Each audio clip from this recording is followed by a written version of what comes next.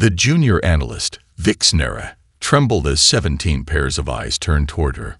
Her voice faltered as she activated the holographic display, showing intercepted transmissions from the quarantine system. The images flickered to life.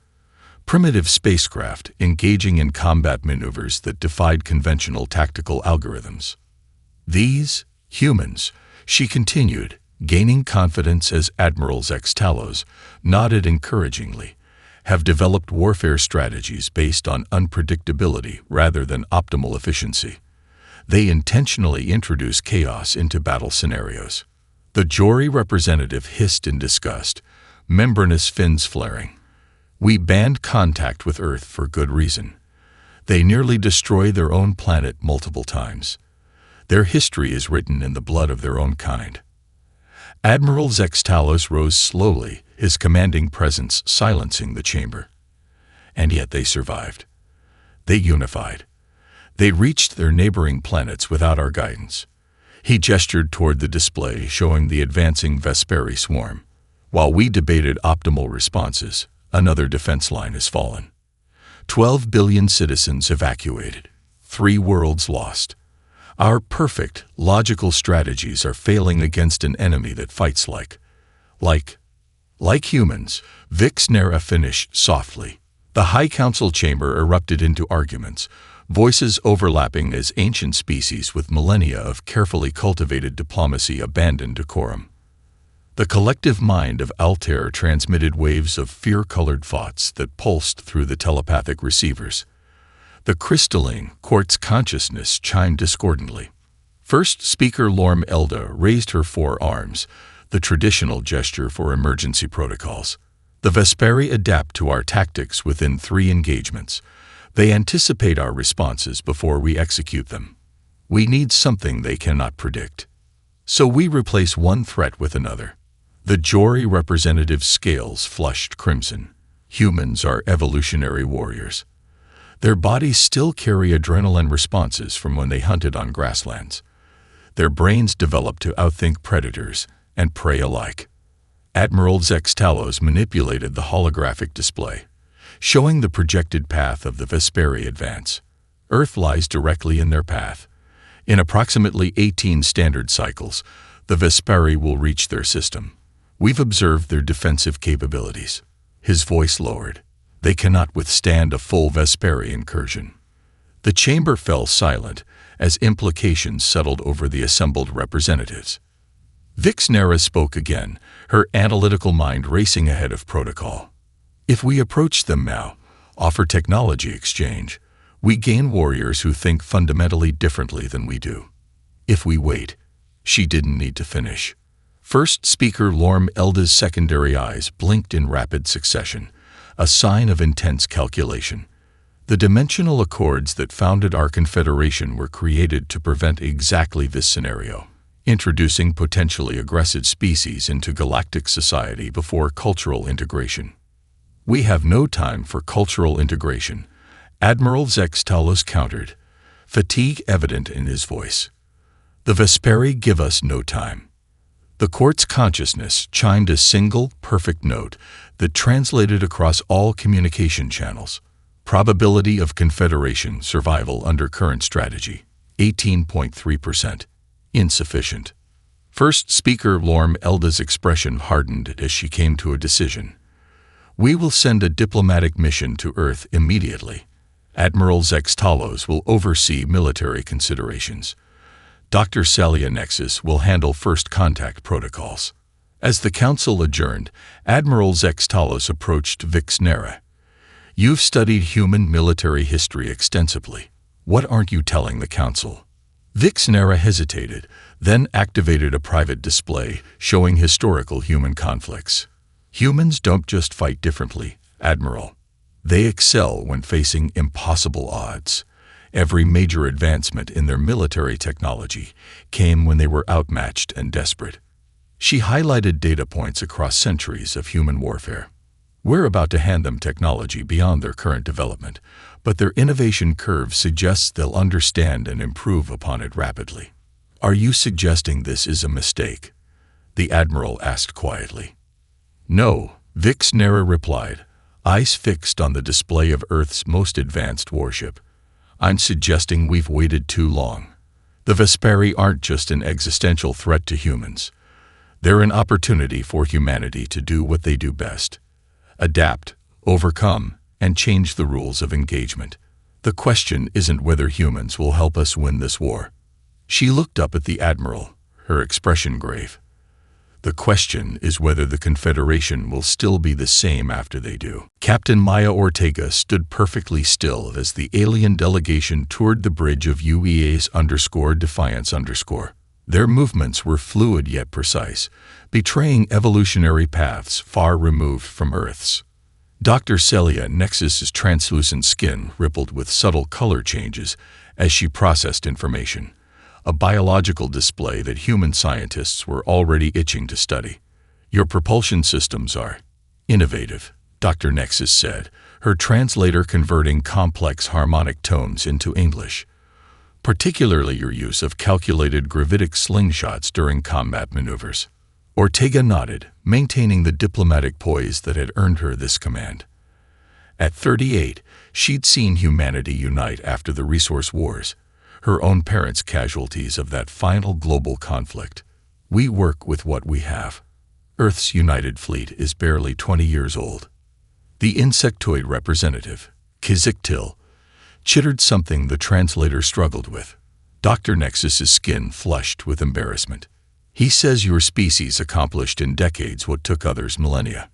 He finds it concerning. Lieutenant Commander Raj Patel, _Defiance's_tactical officer, suppressed a smile. We've had proper motivation. Nothing unites humans like a common threat. The delegation exchanged glances, their body language unreadable to human eyes. Ortega caught the subtle shift. They weren't telling everything. You've shared information about your confederation, your species, even your FTL technology, Ortega said, gesturing toward the holographic display, showing the schematics they'd provided. But you've been vague about the Vesperi. What exactly are we dealing with? Dr. Nexus hesitated, then nodded to her aide. A new hologram appeared, a massive swarm of angular ships moving with unsettling synchronization. The Vesperi were once peaceful colonizers of uninhabitable worlds, she explained.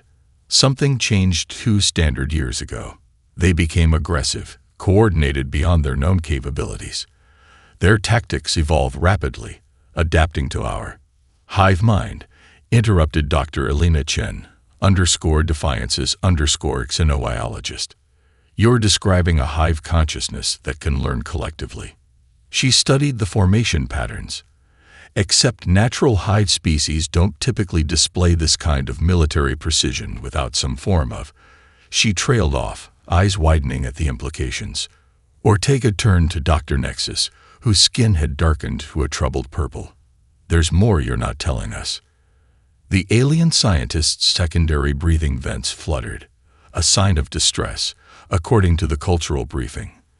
The Vesperi are harvesting pre-spaceflight civilizations. Completely. Biomass, resources, even atmospheric components. Nothing remains. Silence fell across the bridge. Ortega felt the weight of every crew member's focus. And Earth, she asked quietly. Based on current trajectory and speed, the Vesperi will reach your system in approximately 18 standard cycles, 17 of your months. Dr. Nexus answered. Your current technology cannot propel them. Ortega exchanged glances with her senior staff. Humanity had faced extinction-level threats before: climate collapse, resource depletion, even a near-miss asteroid that had finally forced global cooperation. But this was different. This was intentional. You're offering us FTL technology in exchange for military consultation, Ortega said carefully. That's not enough. Not against this. The delegation tensed visibly. The crystalline being, a quartz consciousness representative, emitted a series of chimes that seemed almost alarmed. What are you proposing, Captain? Dr. Nexus asked. Ortega gestured around the bridge. _Defiance_ is the most advanced warship humanity has built. We have the best crew Earth has trained. Don't just take our advice. Take us. Let us join your fleet. Retrofit_defiance_ with your technology, and we'll show you how humans fight. Kaziktil's mandibles clicked rapidly in what the human delegation had come to recognize as surprise. Dr. Nexus's skin rippled through a cascade of colors never before seen by human eyes. The Confederation has protocols, she began. Integration periods, cultural exchange programs, technological adoption phases. Your Confederation doesn't have time for protocols. Ortega interrupted, stepping closer. And neither does Earth. You need unpredictability. We need your technology. But most importantly, she nodded toward the hologram showing the devastation of a harvested world. Phos civilizations in the Vesperi's path need someone to stand between them and extinction. Dr. Nexus studied Ortega for a long moment, her multifaceted eyes unreadable. The Council expected a negotiation for technology exchange. They did not anticipate. She gestured at Ortega's determined expression. That's exactly my point, Ortega replied with the hint of a smile. Humans specialize in the unanticipated. It's time your Confederation learned how valuable that can be. Ambassador Trelvox's ceremonial robes caught the light as he paced before the Council, the rust-colored fabric shimmering with embedded data strands that displayed his family's 1,000-year service to the Confederation. We stand at the precipice of catastrophe, he announced, his resonant voice carrying to every corner of the vast chamber. Not just from the Vespari, but from our own desperation. He gestured toward the holographic display showing the _defiance_ in orbital dock. The humans have been under observation for generations. Every simulation predicts the same outcome if they gain access to advanced technology. He activated a secondary display showing statistical projections. Within 50 standard cycles, human-influenced military doctrine would dominate Confederation defense forces. Within 100, human genetic adaptability would lead to their presence in every major government position. Within 200, he paused dramatically. The Confederation as we know it would cease to exist, replaced by a human-centric galactic society. Murmurs rippled through the assembled representatives. Admiral Zex Talos shifted uncomfortably, conscious of the weight of 3 millennia of peaceful cooperation, now balanced against imminent extinction. The simulations assume a gradual integration, the Admiral countered, rising to address the Council. We face immediate annihilation. The Vesperi have adapted to every tactic in our military doctrine. They have countered every weapon in our arsenal. We need barbarians. Trelvox interrupted. Creatures whose history is so saturated with bloodshed that they developed hundreds of words just to describe different types of conflict. Beings whose entertainment routinely glorifies violence. The chamber doors opened unexpectedly, and Captain Ortega entered, flanked by Dr. Nexus and 2 Confederation security officers looking distinctly uncomfortable.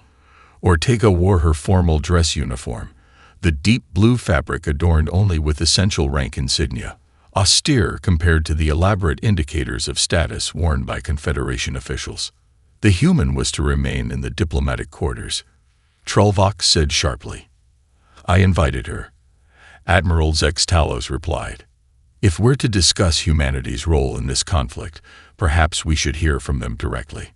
Ortega approached the central speaking platform, her movements measured and confident. The gravity was slightly stronger than Earth standard, but she showed no sign of discomfort. Ambassador Trelvox speaks of simulations and projections. She began without preamble. I speak of reality. While you debate, the Vesperi advance. But I have a question that I haven't heard addressed. She turned to face the full council. What evacuation provisions have been made for the civilian populations in the Vesperi's path? Silence fell across the chamber. The first speaker's secondary eyes blinked rapidly. Our military resources are focused on defense, she said finally. Evacuation planning falls to individual planetary governments. Ortega nodded as if she'd expected this answer. On Earth, our first priority in any conflict scenario is civilian evacuation. Before engaging the enemy, before deploying countermeasures, We ensure the safety of non-combatants. She activated her datapad, interfacing smoothly with the Confederation systems despite the supposed technological gap. The holographic display shifted to show a detailed evacuation plan, incorporating Confederation transport capabilities, refugee processing centers, and protected corridors through contested space. My tactical team developed this in the 12 hours since we learned of the Vesperi's harvesting pattern, Ortega continued. It prioritizes the most vulnerable populations while minimizing military resource allocation. The court's consciousness chimed in appreciation, the sound rippling through the chamber's acoustic enhancement field. Several council members leaned forward, studying the plan with newfound interest. Trilvox's expression remained stone-faced.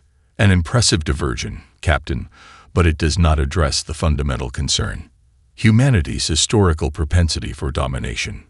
Ortega met his gaze steadily. With respect, Ambassador, my people's history is precisely why we understand what's at stake. Humans spent millennia fighting each other before we learned to work together. We've faced our own darkness. We've rebuilt from our own ruins. Her voice softened slightly. We know the cost of war better than species who have enjoyed 3,000 years of peace. That's not a weakness. It's why you need us. Admiral Zex Talos noted the shifting mood in the chamber.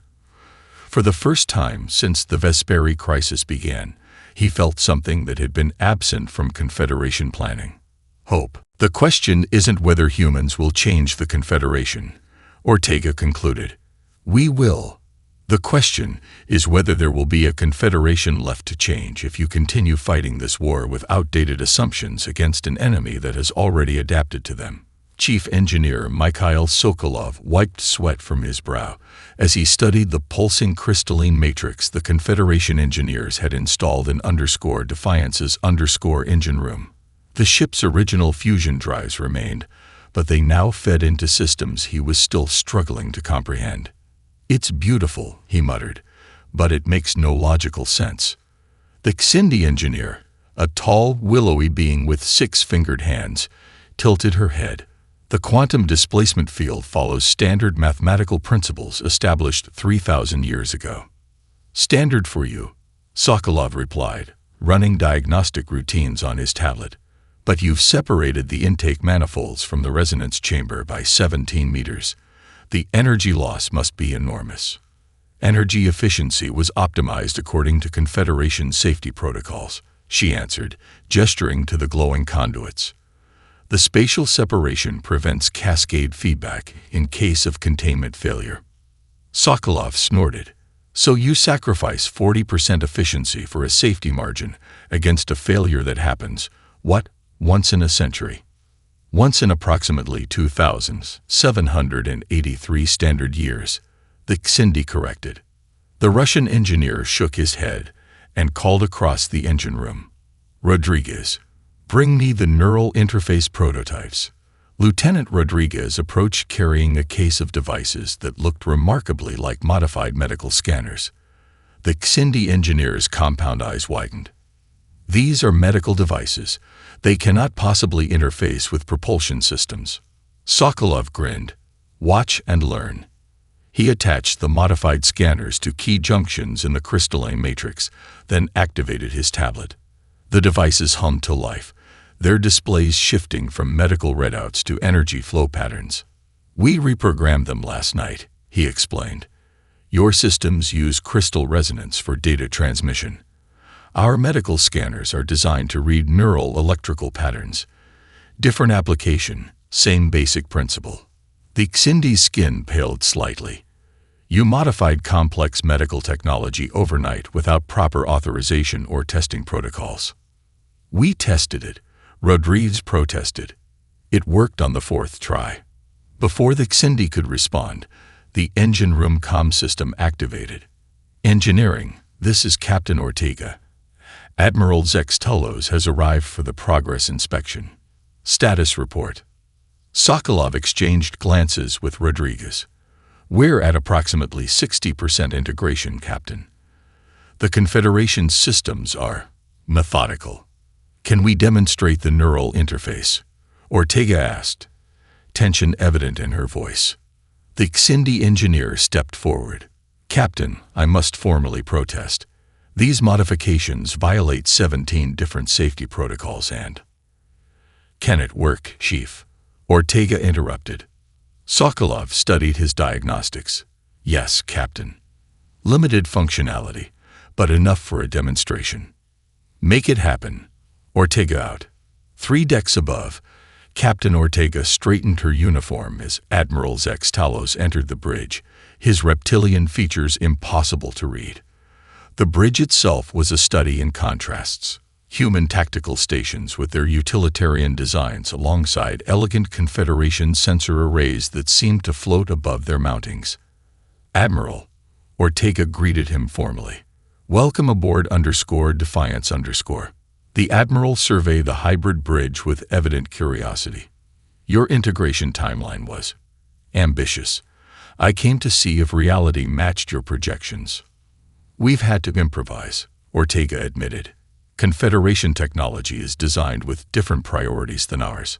Lieutenant Park, the ship's navigation officer, looked up from her station. "Captain, I've completed the emergency jump calculations. 3 seconds, manually computed." Admiral Zex Talos blinked slowly. "That's impossible. Emergency spatial translations require at least 47 variables calculated to the 9th decimal place. Our navigation systems take at least 30 seconds to process." Park smiled slightly. "With respect, Admiral, I didn't use your navigation systems. I used this." She tapped her temple. "Human navigators trained on Earth ships can calculate jump trajectories mentally. It's faster than waiting for computers in emergency situations." The Admiral's scales rippled, a sign of surprise that Ortega had learned to recognize. "You trust organic computation over machine precision?" he asked. "In combat, speed often trumps precision," Ortega replied. "A good enough solution now beats a perfect solution too late." The ship's communication system interrupted them. "Captain, priority transmission from Confederation Command. Proxima Station has fallen. Refugee fleet is under attack. Estimated civilian casualties significant." Ortega met the Admiral's gaze. "How long until our scheduled departure?" 3 weeks, he replied. "Minimum. The weapons integration alone." "We can be ready in 48 hours, Ortega stated firmly. "It won't be pretty. It won't be perfect. But _Defiance will fight." The Admiral's expression shifted subtly. "The Confederation Council hasn't formally approved combat deployment off." "With respect, Admiral," Ortega interrupted. "Those refugees don't have time for formal approvals." For several seconds, Admiral Zex Talos stood silently, his ancient eyes studying the human captain and her crew. Then he nodded once, decisively. 48 hours, Captain Ortega. Show us what humanity can do." The _Defiance tore through hyperspace, its newly integrated systems straining against the accelerated timeline of their installation. On the bridge, Captain Ortega gripped the command chair as alarms blared warnings about overheating conduits and power fluctuations. Approaching Castric's defensive line, Lieutenant Park announced, her voice steady despite the sweat beading on her forehead. The inertial dampeners weren't fully calibrated, and the G-forces leaked through just enough to remind everyone aboard that they were pushing the ship beyond its tested limits. "Exit hyperspace in 5 seconds, Park continued. 4, 3. "All hands, battle stations," Ortega ordered. "Weapons hot, shields at maximum." 2, 1. Mark. Reality fractured around them as _Defiance burst back into normal space. The view screen automatically adjusted to filter the blinding flashes of weapons fire and exploding ships. The Castrix line, the Confederation's last major defensive position before the core worlds, was collapsing. "Confederation command vessel hailing us," Communications Officer Yamato reported. The screen shifted to show a harried Confederation commander, his crest fully extended in a sign of extreme stress. "Human vessel, maintain safe distance. Observe only, per Council Directive Alpha 7. Ortega leaned forward. Commander, we're detecting multiple civilian transports in the combat zone. What's their evacuation status? The commander's secondary eyes blinked rapidly. Evacuation is secondary to maintaining defensive position. Strategic priority. His transmission cut off as something exploded on his bridge. Multiple Vesperi Hunter-class vessels breaking through Sector 4, Tactical Officer Paddle reported. They're on an intercept course with civilian transport convoy. Those ships are packed with refugees, Captain. Dr. Chen looked up from the sensor station. Biosigns indicate approximately 12,000 civilians, primarily non-combatant species. Ortega didn't hesitate. Lieutenant Park, plot intercept course. Lieutenant Patel, target those hunters. Mr. Sokolov, she hit the engineering comm. I need everything the engines can give us. The Confederation commander ordered us to observe only. The Confederation liaison officer objected from his station at the rear of the bridge. Noted, Ortega replied without turning. Mr. Patel, what's our weapons status? Modified railguns at full charge. Kinetic penetrators loaded. Confederation energy lances at 70% calibration. The targeting systems aren't fully integrated. We'll target manually, Ortega decided. Park, execute intercept, maximum burn. The _Defiance surged forward, acceleration pushing everyone back into their seats despite the dampeners. The ship's hybrid propulsion system created a unique signature on Confederation sensors, half familiar Confederation technology, half alien human engineering. Across the battlefield, commanders paused momentarily to watch the newcomers approach. The Vesperi noticed too. 3 hunter vessels broke off from the civilian convoy to intercept the human ship.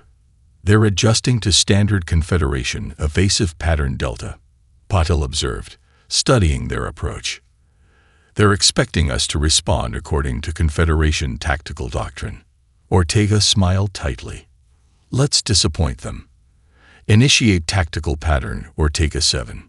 The _Defiance suddenly cut its main engines and fired maneuvering thrusters in a sequence that would have been considered suicidal by Confederation standards.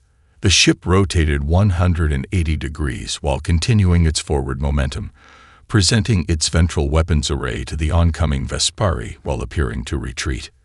Railguns locked, Patel reported. Fire. The ship shuddered as electromagnetically accelerated projectiles erupted from the _Defiance's weapons ports. The Vesperi hunters, expecting energy weapons with their predictable propagation patterns, had no defense against solid metal traveling at a significant fraction of light speed. The first hunter's shields flared and collapsed as the projectiles tore through them, ripping into the organic-looking hull beneath. Direct hit, Patel announced.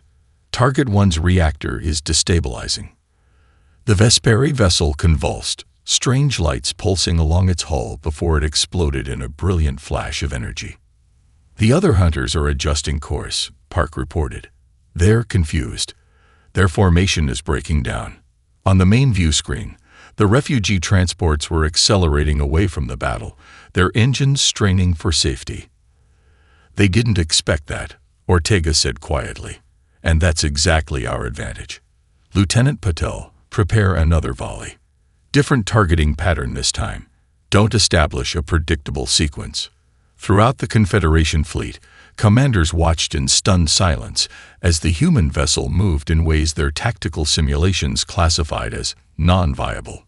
Yet _Defiance not only survived its seemingly reckless maneuvers, but was actively hunting the previously unstoppable Vesperi. Admiral Zextelos, observing from the Confederation command carrier, leaned forward as the impossible unfolded before him. So this, he murmured, is what humanity brings to the battlefield.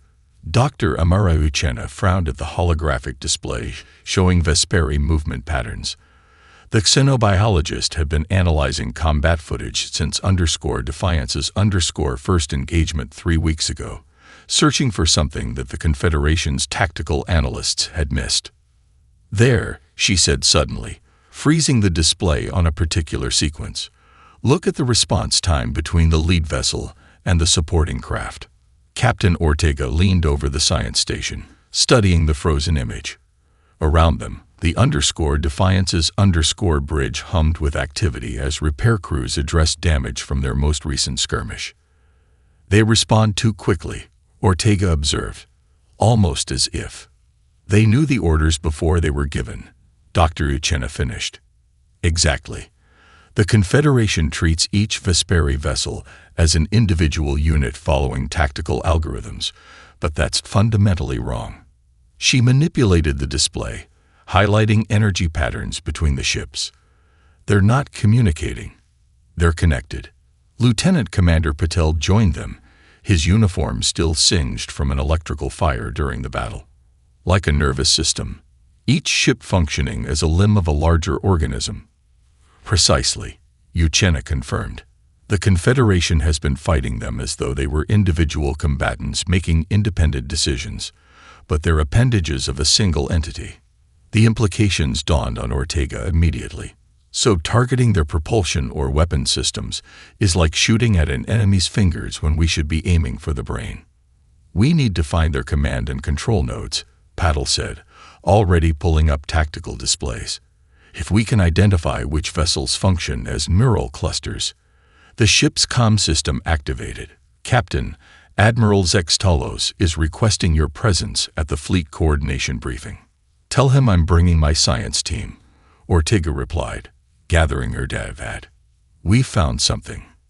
The Confederation war room aboard the flagship _Eternal Vigilance fell silent as Dr. Uchenna finished her presentation. The assembled alien commanders exchanged looks that ranged from skepticism to dawning comprehension. This contradicts established tactical doctrine, stated Commander Lurvox, a cousin of the ambassador who had opposed human involvement. Vesperi vessels have always been classified as independent tactical units.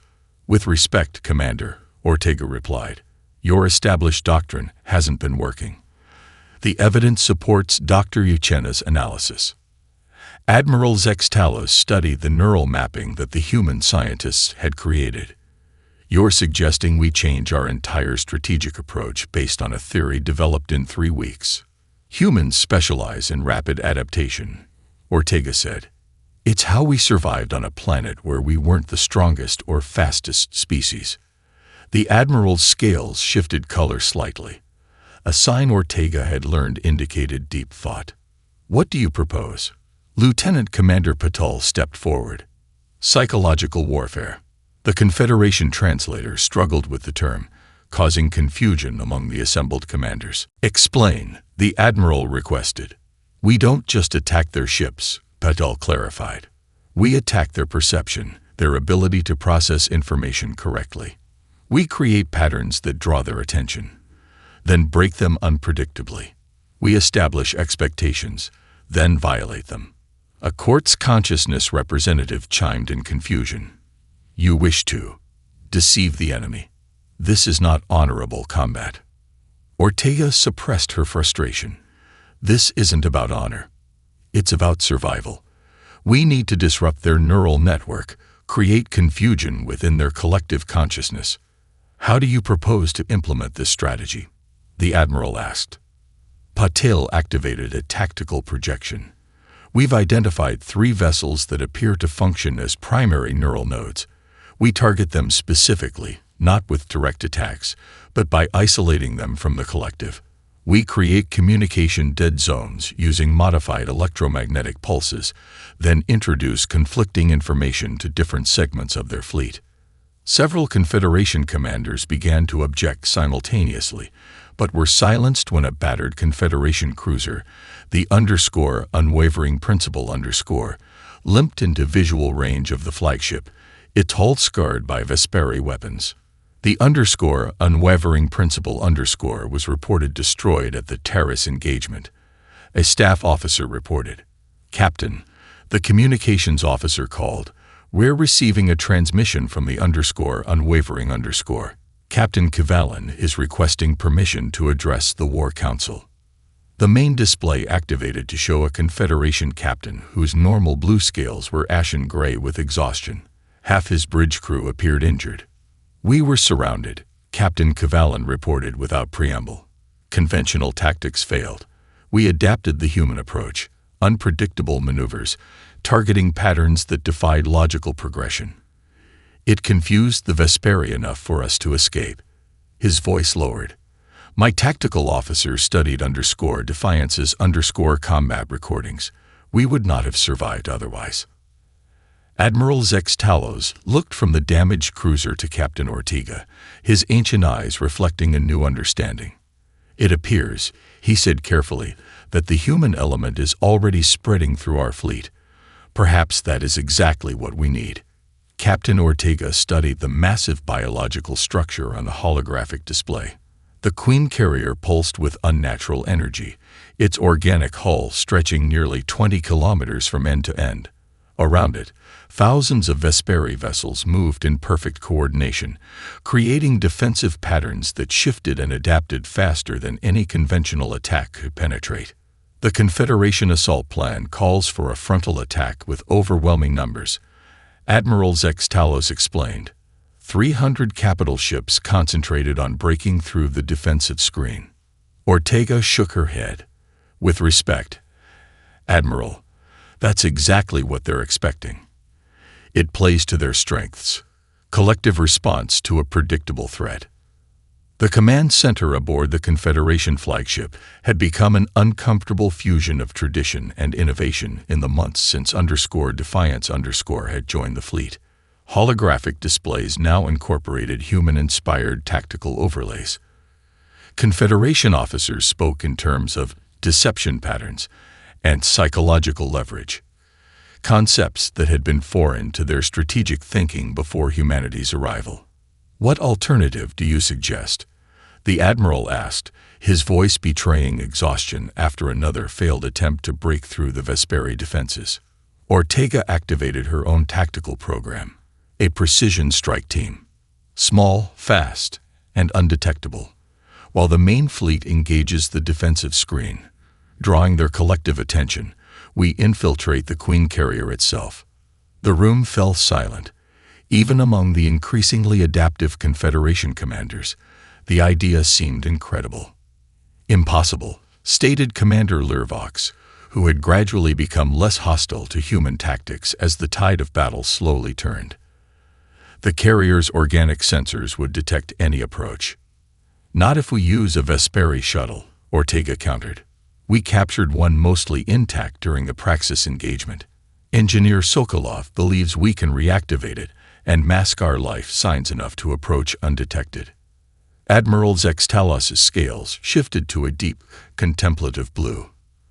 And once inside this enormous vessel, what then? We know nothing of its internal structure. Dr. Uchenna stepped forward, her normal laboratory attire replaced by a combat uniform.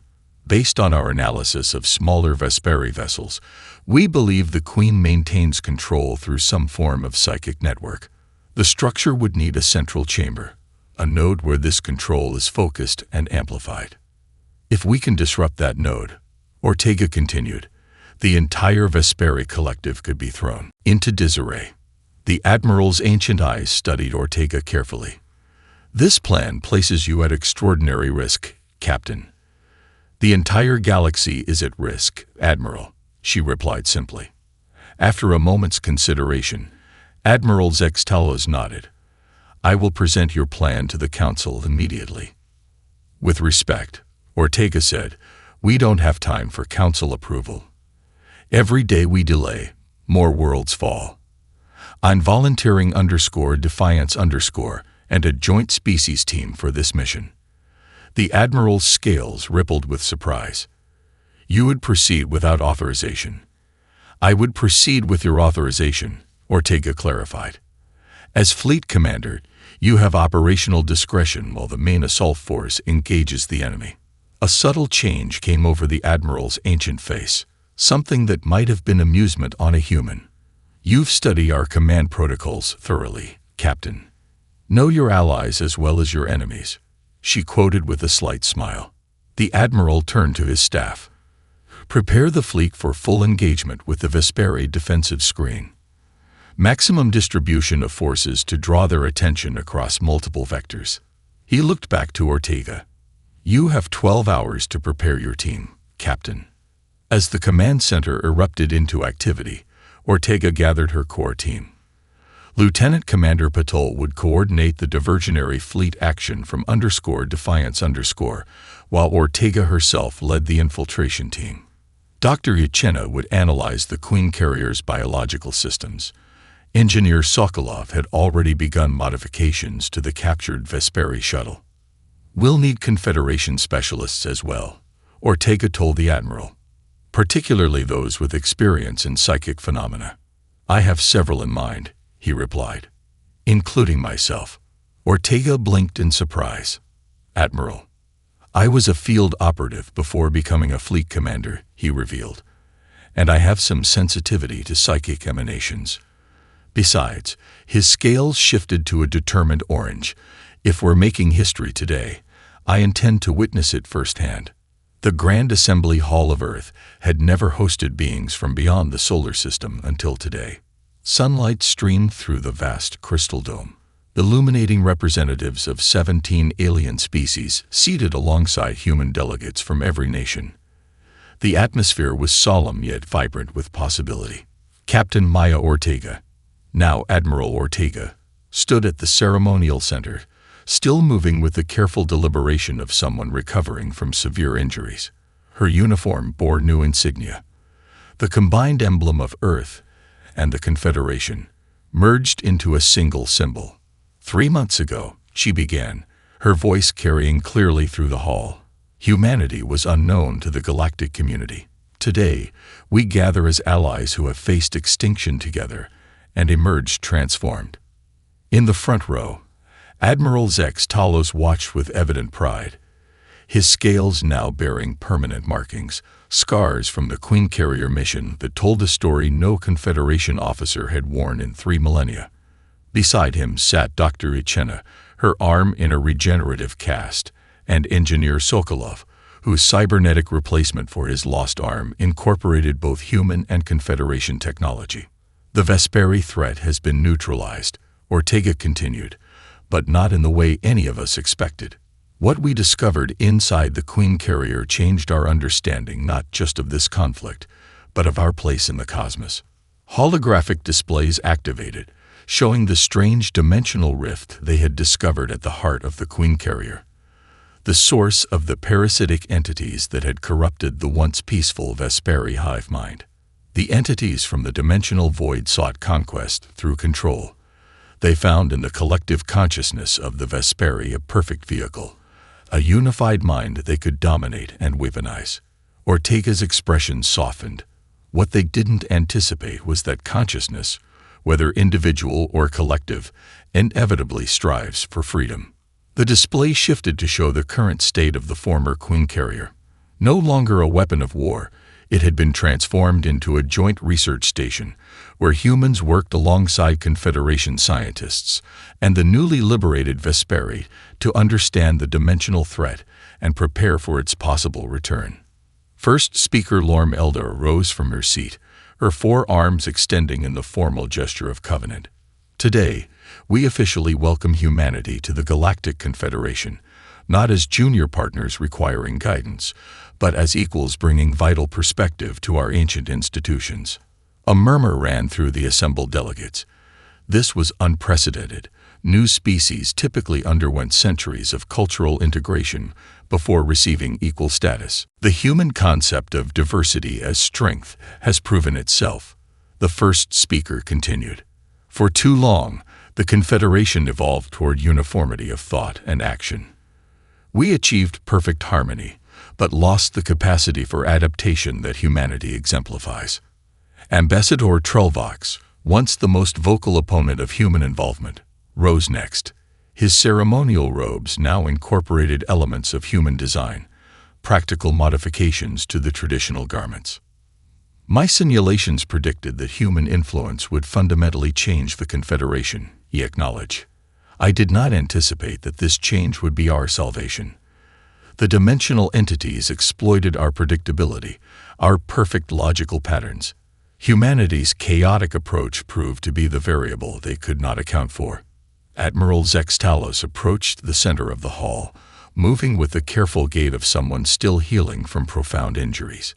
He carried a ceremonial object covered in shimmering cloth. "Captain, forgive me." "Admiral Ortega," he said, "on behalf of the Confederation Council, I present the first commission of our new combined fleet." He unveiled the object, a detailed model of a starship unlike any previously built. It incorporated the sleek lines of Confederation design with the practical adaptability of human engineering. Along its hull, the name was clearly visible in multiple languages. _CSV Impossible _ the first of the Ortega-class defenders, the Admiral announced. A vessel that embodies what we have learned from each other, that the unthinkable becomes possible when diverse minds unite in common purpose.